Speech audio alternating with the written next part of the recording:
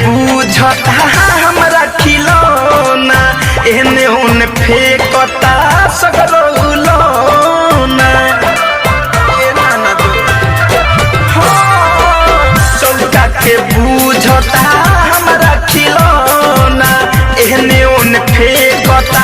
सगरौलौना चूल्हिया में घुसताऊ बोलला पे रुसताऊ बोलला पे रुसता खिचेला धके छोटी रे छोटी नाना दिखेले ना देला रोटी रे छोटी नाना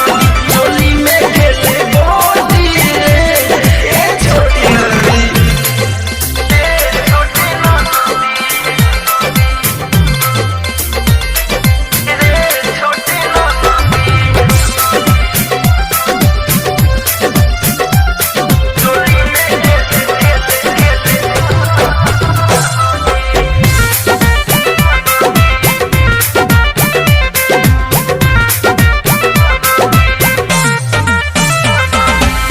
धड़कन धनंजय कैले बड़ खुरपाते हो छोलनी से जहार दिहले देखो हमर हाथ हो